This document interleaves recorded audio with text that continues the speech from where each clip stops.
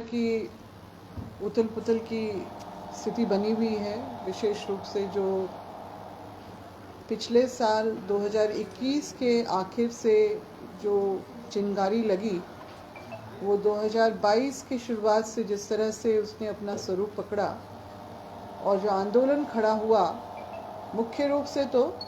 जो गैर झारखंडी भाषाओं का जो क्षेत्रीय भाषा बना के जिस तरह से यहाँ पर हमने भाषाई अतिक्रमण देखा और जिस तरह से इन गैर झारखंडी बोलियों को, जिनका विशेष रूप से मैं कहना चाहूँगी कि भोजपुरी, मगही और अंगिका जो बोलियों की श्रेणी में आते हैं, जिनको बिहार राज्य में भी मान्यता नहीं मिली हुई है, न स्कूल, कॉलेज, दफ्तर कहीं पर भी इसका प्रयोग नहीं होता है, वैसी बोलियों को यहाँ पर क्षेत्रीय भाषा बना के सरकारी प्रक्रिया में समाहित करना और 10वीं और 12वीं के जो बोर्ड परीक्षा में भी उनका पर्चा जो आना, ये आंदोलन खड़ा करने के लिए काफ़ी था। हमारे जो युवाओं ने जिस तरह से उत्तरी छोटा नागपुर, बोकारो और धनबाद में जो आंदोलन शुरू किया था और जिसकी परिणति हुई जोरदार विरोध के स्वरूप कि वहाँ से उत्तरी छोटा नागपुर से भोजपुरी और मगही को तो हटा दिया गया क्षेत्रीय लिस्ट से, मगर जो 5 प्रमंडल का ये राज्य है, उसमें दक्षिणी उत्तरी छोटा नागपुर का ही जो पड़ोसी जो प्रमंडल है संथाल परगना में, जहाँ पर अंगिका को क्षेत्रीय भाषा के बतौर समाहित किया गया है, वहाँ वो यथावत है। और साथ ही साथ जो दक्षिणी छोटा नागपुर में बंगला और कोल्हार में उड़िया और बंगला, पलामू में फिर से भोजपुरी और मगही जो को जिस तरह से यहाँ पर समाहित किया गया है क्षेत्रीय भाषा के बना के, तो ये अभी भी रोष लोगों में अभी तक वो व्याप्त है कि हमारे साथ ये अन्याय हुआ है और बाहरी भाषाओं को यहाँ पर हमारे ऊपर थोपा गया है। और ना सिर्फ थोपा गया है, इसका सीधा संबंध जो है नियोजन से भी बनता है। और नियोजन में निश्चित रूप से जब हम लोग बात करते हैं कि यहाँ पर झारखंड में आज तक जो है स्थानीय नीति सही तरीके से निर्धारित नहीं हुई है। रघुवर दास जी की सरकार में 1985 का जो कट ऑफ जो दिया गया, उसका भी आज तक बहुत विरोध है। 2019 में हेमंत सोरेन जी जो अभी वर्तमान में यहाँ पर मुख्यमंत्री हैं,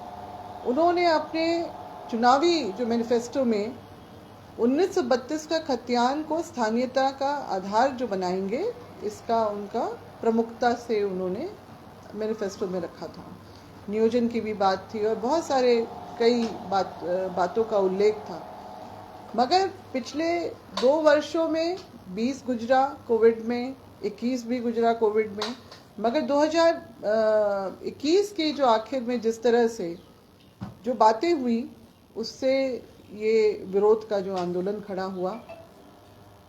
अब यहाँ बात ये भी आई कि जब हमारा स्थानीय नीति भी आज तक बना नहीं है, तो बाहरी भाषाओं को यहाँ पर, बोलियों को यहाँ पर क्षेत्रीय भाषा के बतौर समाहित करना निश्चित रूप से हमारे नियोजन पे भी ये सीधा हमला है। तो फिर खतियान आधारित जो है स्थानीय नीति, जो 2000 ही में जब राज्य के गठन के समय पे ही हो जानी चाहिए थी, वो नहीं हो पाई और उसको स्टे ऑर्डर उसको लगा दिया गया। आज तक स्टे लगा हुआ है उस पर कि खतियान आधारित जो है स्थानीय नीति यहाँ पर नहीं बन सकती है। और इसी से जुड़ा हुआ जो अब आंदोलन का एक जो है हिस्सा, खतियान आधारित जो है स्थानीय नीति और खतियान आधारित नियोजन नीति भी, क्योंकि जो झारखंडी है परिभाषित हो कि झारखंडी कौन, उसके अधिकार क्या प्राथमिकता क्या होंगी, और फिर उससे साथ जो जुड़ता है जो नियोजन, वो निश्चित रूप से जो 100% बातें होती हैं कि तीसरी चौथी वर्ग की नौकरी में ये झारखंडी खतियानियों को ही यहाँ पर जो है नियोजन मिले। मगर यहाँ पर बात एक ये भी आती है कि जो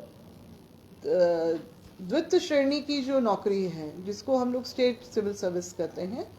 उसमें भी जो है उसको भी सुनिश्चित करने की और सुरक्षित करने की ज़रूरत है। ये बहुत बड़ा ये जो है जो जिस बात को लेके रोष बहुत लंबे समय से रहा है, और हम लोग देखते ही हैं कि किस तरह से जेपीएससी को हर बार विवाद में फंसना, उलझना, और जो मतलब जो हमारे अभ्यर्थी किस तरह से परेशान रहते हैं, ये सारा जो है इतने वर्षों में 21 वर्षों में कोई भी शासन प्रशासन तरीके से झारखंडियों के हक अधिकार के हिसाब से नहीं हुआ। ये सारी चीज़ें जो हैं हम लोगों को जो इस आंदोलन में प्रमुखता से उभर के आई, राज्य में जो सरकार के जो खनिज पदार्थ संपन्न एक ऐसा राज्य अगर सही तरीके से वो सरकारी खजाने में जाता तो इतने 21 वर्षों में ये हमारा राज्य जो है वो आत्मनिर्भर हो चुका होता।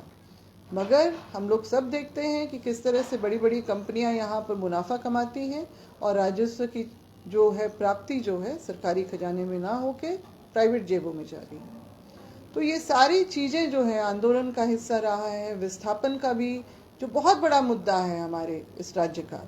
एचईसी के लिए जो भूमि का अधिग्रहण हुआ, लोगों का पुनर्वास नहीं हुआ, रेलवे के लिए भी अधिग्रहण हुआ,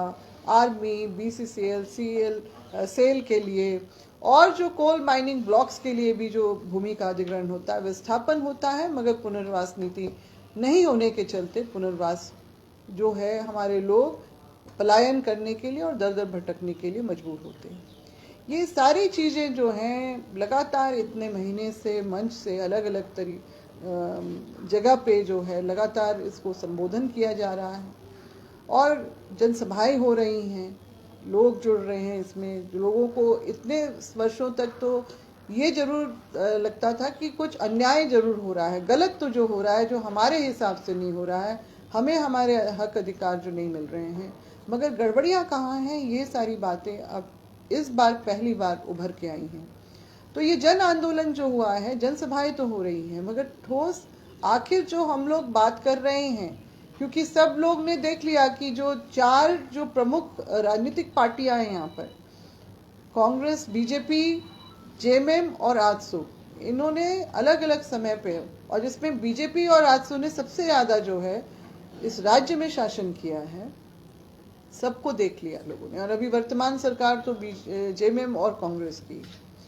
तो अब लोग तीसरे विकल्प की बात कर रहे हैं, झारखंड नव निर्माण की बात हो रही है,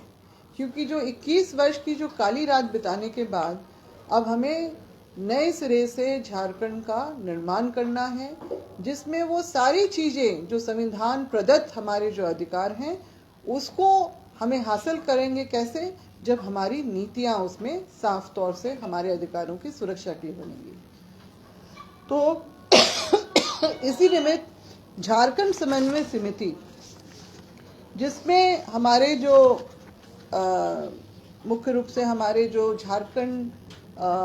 अलग राज्य गठन के जो आंदोलन में जो हमारे प्रमुख रूप से जो ऑल झारखंड स्टूडेंट यूनियन, जो यूनियन के जो महासचिव रहे आदरणीय श्री सूर्य सिंह बेसरा जी, उनकी अगुवाई में झारखंड समन्वय समिति का निर्माण हुआ, जिसमें हम लोग सभी जो है लोग जो इस आंदोलन से जुड़े हुए हैं उसका यहाँ पर जो है जुड़ना हुआ है। और ये बातें स्पष्ट रूप से आई कि जनसभाएं तो हम लोग करेंगे ही, वो जनता के बीच में भी जाना जरूरी है, मगर एक ठोस रणनीति के तहत हम लोगों को आगे बढ़ना है। या अगर हम लोग झारखंड नवनिर्माण की बात करते हैं तो कौन सी नीतियां हम लोग किस तरह से निर्धारित करेंगे। तो इसी निमित्त जो है अभी पिछले 18 और 19 अप्रैल को जो नामकुम बगीचा में जो एटीसी कैंपस है उसमें 2 दिवसीय चिंतन मंथन का शिविर लगाया गया था, और जो गीताश्री उरांव हैं उनकी अध्यक्षता में इसका आयोजन हुआ था। विभिन्न जिलों से जो है हमारे जो प्रतिनिधि वहाँ पर उपस्थित हुए, अलग अलग संगठन के भी जो हैं पदाधिकारी, अधिकारी, कार्यकर्ता वो भी उपस्थित हुए, और गहन चिंतन मंथन के बाद जो ये सर्वसम्मति से जो प्रस्ताव पारित हुआ उसमें ये हुआ कि एक केंद्रीय कमेटी जो है वो समन्वय समिति की, झारखंड समन्वय समिति की गठित हुई है, जिसमें विभिन्न संगठनों के जो पदाधिकारी तो शामिल हैं ही, और जो है इसमें आगे बढ़ कर के कि इसको विस्तार कैसे किया जाएगा, तो हर गांव पंचायत में जाके जो है हमारा अपना कैडर खड़ा करना है। सदस्यता अभियान की शुरुआत होगी और उसमें शुरुआती तौर पे तो उसमें प्रमुख रूप से 10 जो युवक और 10 युवतियों का एक टीम खड़ा होगा, जो वो कैडर होगा हमारा, और उनके जो सक्रिय सदस्य बनेंगे उनके लिए हम लोगों ने प्रति माह जो है शुल्क भी रखा है। और इससे जो है हम लोगों में एक लोगों को आगे जोड़ते रहने का एक सिलसिला बना रहेगा। जिला इकाई का भी गठन होगा और उसमें से जो है सभी आदिवासी मूलवासी संगठन भी उसमें शामिल होंगे और निरंतर जो है सामूहिक चिंतन और जो है सामूहिक निर्णय तो लिया ही जाएगा, और जो नेतृत्व भी जो खड़ा करने की बात जगह जगह से हम लोग को देखना है, कैच करना है कि नेतृत्वकर्ता कौन होंगे, किसको हम लोग आगे का हम लोग फेस बना सकेंगे। अभी जो हमने बात की कि झारखंड में जो भाषाई आंदोलन जो जिस तरह से खड़ा हुआ, तो हमारे अपने राज्य में जो 2011 में 9 झारखंडी भाषाओं को, जिसमें से 5 आदिवासी संथाली, हो, मुंडारी, कुड़ुक और खड़िया को जो चिन्हित किया गया, और क्षेत्रीय भाषा के रूप में जो है कुरबाली, पंचपरगनिया, नागपुरी और खोरठा को। तो ये जो 9 हमारी झारखंडी भाषा के जो विभाग भी चल रहे हैं पहले से ही, तो उनको कैसे सुदृढ़ किया जाए। और अब हमारा ये है कि जो यूएन ने भी अपने चार्टर में इस बात की घोषणा की है कि हर एक बच्चे को अपनी मातृभाषा में जो है वो उसको सीखने बोलने का अधिकार है, पढ़ने का अधिकार है। तो केजी टू पीजी का जो एक हम लोगों ने कार्यक्रम जो कॉन्सेप्ट जो किया है कि बिल्कुल जब बच्चा बोलना शुरू करता है, जब वो स्कूल में पहला कदम रखेगा, तो तभी से वो अपनी मातृभाषा में अपना बोलना शुरू करेगा, लिखना शुरू करेगा, और ये पीजी तक ये होगा। और मतलब विस्तार तो उसका होगा ही, मगर जो आधार जो हमारा जो बनना चाहिए भाषा का जो है, और उसको सुदृढ़ करने के लिए, उसके संवर्धन के लिए वो सारे जो है जो कार्यक्रम बनेंगे, उस वो एक निर्णय इसमें पारित किया गया। और जल्द ही जो इसमें जो है झारखंड साहित्य अकादमी का भी गठन किया गया, जिसमें संरक्षक के रूप में गीताश्री उरांव और मुख्य संयोजक के रूप में जो सूर्य सिंह बेसरा जी का इसमें जो है चयन किया गया। और बहुत ही जल्दी 28 जून को जो है 2022 को ही हम लोग साहित्य अकादमी का एक सेमिनार, 1 दिवसीय सेमिनार भी रांची में रखेंगे। तो एक शुरुआत है हमारी जो भाषाई आंदोलन को जो ठोस एक पहलू देने का और एक दिशा देने का। तो सारी उस चीज़ों पे हमारी बात हुई और उस हिसाब से हम लोगों का कार्यक्रम भी तय हुआ है। आगे चल के जो स्थानीय नीति का जो बहुत ही जो अभी गंभीर मुद्दा है, तो उसके लिए भी हम लोग, क्योंकि सरकार तो बना नहीं रही है, तो हम लोग ही अपनी टीम गठन करके, जिसमें जो स्थानीय नीति प्रारूप समिति का जो गठन हुआ है, उसमें उसके अध्यक्ष होंगे सूर्य सिंह बेसरा जी, और उनके साथ में 11 सदस्य ऐसे विशेषज्ञ होंगे जो इसकी जानकारी रखते हैं और जो उनकी मदद करेंगे कि किस तरह से शोध हो और उसको जो प्रारूप को उसका अमली जामा पहनाया जा सके। हाँ, शामिल किया जाएगा। इसके अलावा जो है पेशा कानून जो है, जो 1996 जो ग्राम सभा प्रारूप समिति का भी गठन किया गया है, जिसकी अध्यक्ष श्रीमती गीताश्री उरांव होंगी और उनके साथ भी 11 सदस्य होंगे। और इस पे भी जो छत्तीसगढ़ की सरकार ने 2021 में ही इसका जो है प्रारूप तैयार कर लिया है, झारखंड में अभी तक नहीं हुआ है। हम लोग भी पेशा कानून के ऊपर अपना जो शोध करके, और जो किस तरह से हमारे अपने जो भौगोलिक और जो हमारे ऐतिहासिक जो tथ्यों को शामिल करते हुए पेशा कानून को और ग्राम सभा को किस तरह से सुदृढ़ करना है, उसको लेके जो है हमारा प्रारूप तैयार होगा। और हमने जो 7वें नंबर पे जो है प्रमंडल वार जो है हमारे 5 प्रमंडल हैं, उसका भी जो हम लोगों ने जो 3 दिवसीय जो कार्यशाला भी आयोजित होगा। सबसे पहले हम लोग शुरुआत करेंगे संथाल परगना से, वो जुलाई के महीने में होगा। कोल्हान में किरुबुरु में वो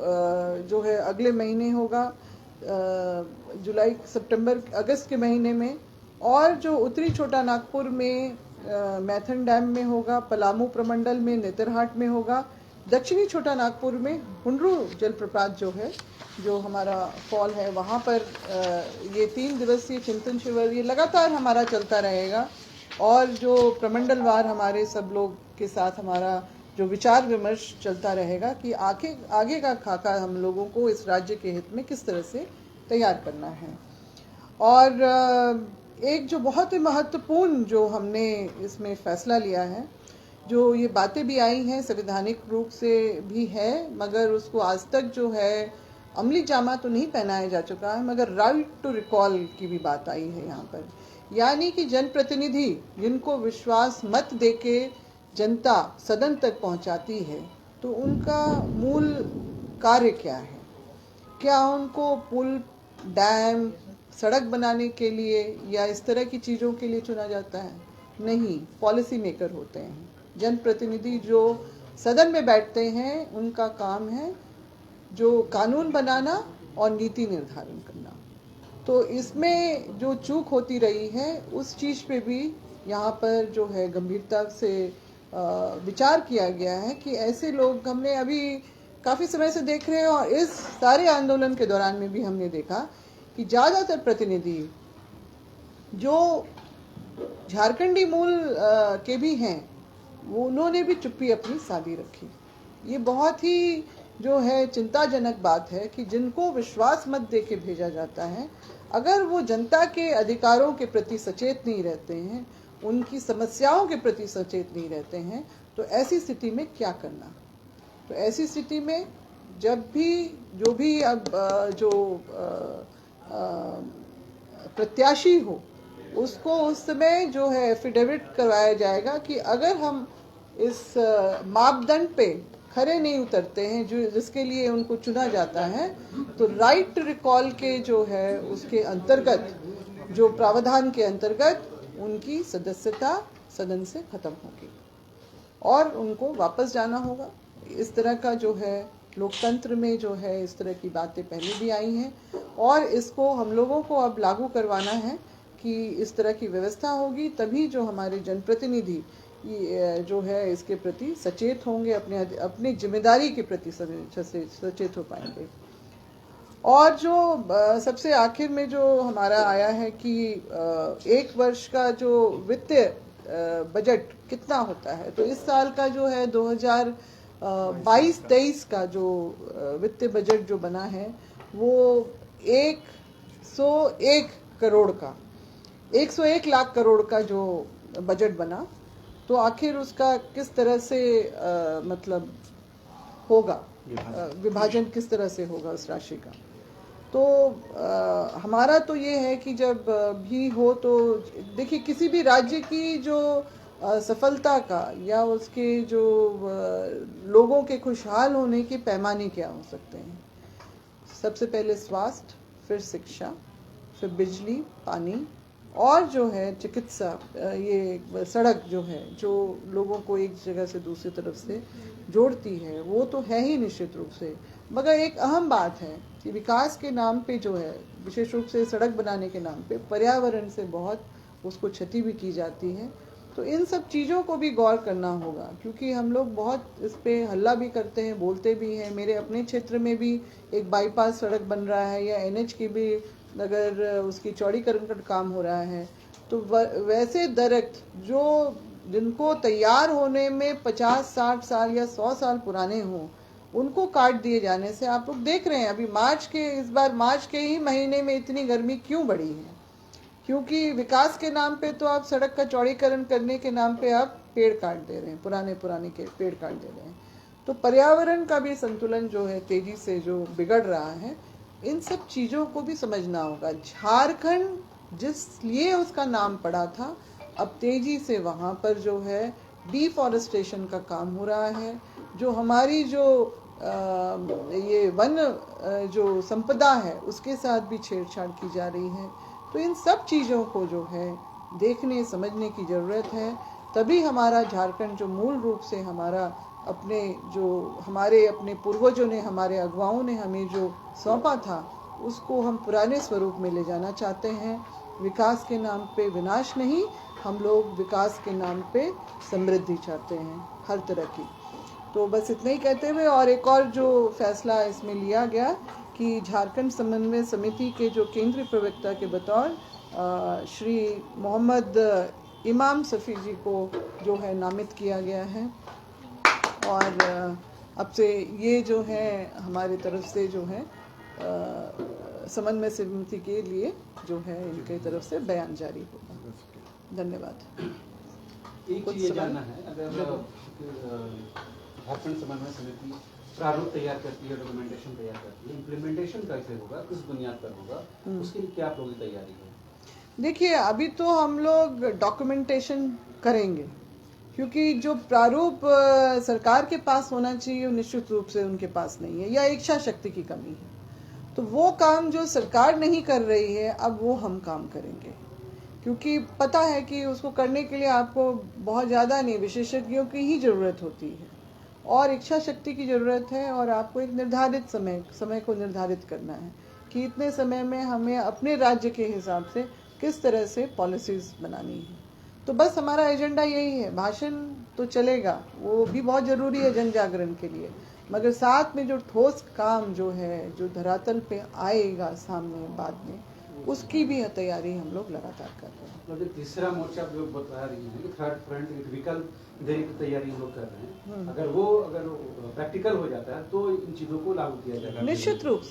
रूप से। और हमारा काम अभी से शुरू हो जा रहा है, हम लोग अभी से इसमें लग रहे हैं, सदस्यता अभियान और बाकी सारी चीज़ें जो हैं, और जो हमारा जो इस राज्य की जो बुनियादी ज़रूरतें हैं जिसको अनदेखा किया जाता रहा इतने सालों से, सारा उस पर काम होगा। बिल्कुल अभी शुरुआत की है हमने, और जितने चिंतन शिविर लगेंगे निश्चित रूप से और भी बातें आएंगी, उसको हम जोड़ते हुए हमारा जो है आगे जो है काम चलता रहेगा। एक आखिरी सवाल, तो इसी तरह भाषाई और खतियानधारी आंदोलन जो चल रहे थे, तो बहुत सारे अगुआ हैं, वो ये कहते हैं कि राजनीतिक व्यवस्था के द्वारा हम इस चीज़ को नहीं प्राप्त करना चाहते हैं। हमारी कोशिश ये है कि बौद्धिकता के आधार पर अपनी चीज़ों को रखें और सरकार ही इसे इम्प्लीमेंट करे। हम थर्ड फ्रंट, तीसरे मोर्चे की वकालत नहीं करते हैं। मैं कर्मा उराम का नाम ले सकता हूँ। जरूर नहीं, ठीक है, उनकी बात अपनी जगह पे ठीक है। आइडियोलॉजिक या आप बोलेंगे बौद्धिक विकास या यूफोरिया में यूफोरिक जो एक एटमॉस्फेयर वो क्रिएट करना चाहते हैं, बहुत अच्छी बात है। हमको उनके जैसे बुद्धिजीवियों की भी हमें आवश्यकता है, तो निश्चित रूप से उनके हर बात का हम लोग स्वागत करेंगे। मगर अब ये बात भी तो समझनी होगी ना कि इतना जो हमने 20-21 साल का जो वर्ष देख लिया, आखिर उसमें इन राजनीतिक पार्टियों ने क्या किया, जनता को क्या दिया, इस राज्य को क्या दिया, या खुद कितना हासिल किया। तो यहाँ पर जो जिस तरह की राजनीति जो सिर्फ अपने आप को चमकाने की ज़्यादा चली है, राज्य की जनता लगातार हाशिए पे गई है, जितना जो उसको मिलना चाहिए था। जैसे कि मैं बार बार ये कहती हूँ कि जो हमारा जो अपना खनिज पदार्थ है, दोहन तो हो ही रहा है, मगर उसके बदले में क्या मिल रहा है राज्य को। अगर आप दूसरे राज्यों की तरफ देखें, अगर आप उड़ीसा को ही, हमारे पड़ोसी राज्य को ही देखें,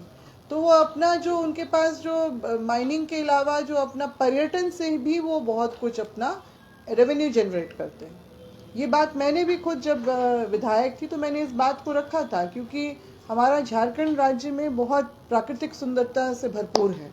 तो उसको अगर वहाँ पर पर्यटन को अगर सही बढ़ावा दिया जाता, उस पर सही सोच रखी जाती, तो निश्चित रूप से जिस तरह से आपके दूसरे राज्य जो आपका चाहे उड़ीसा मान लीजिए, या मध्य प्रदेश भी जिस तरह से अपने टूरिज्म को प्रमोट करता है, या हिमाचल प्रदेश, क्या है उनके पास? कुछ नहीं है। वो पर्यटन पे ही वो बहुत अपना रेवेन्यू जनरेट कर लेते हैं, अपने सेबों से ही इतना कुछ कर लेते हैं। तो कुछ तो ऐसी पॉलिसी बने ना जिसमें लोगों का भी इन्वॉल्वमेंट हो, उनको फ़ायदा हो, और आप उन्हीं से ही जो है रेवेन्यू जनरेट करके अपने राज्य को ही दीजिए उसके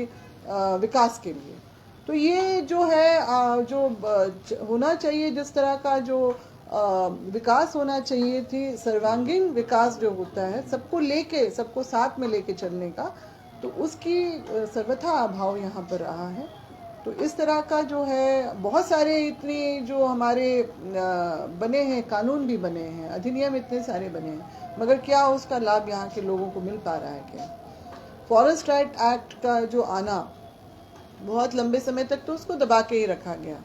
कि भूमि इनको पट्टा नहीं देना या कुछ खाना पूरी कर दिया गया, मगर जो लोगों को जिस तरह से यहाँ पर गांव-गांव में जिस तरह से विकास होना चाहिए था, उनको हर हाथ को रोजगार मिलना चाहिए था, या फिर मैं तो ये कहती हूँ कि ठीक है सरकारी नौकरी सबको नहीं मिल सकती, मगर आप उसको स्वरोजगार के लिए भी तो आप उसको प्रेरित कीजिए ना।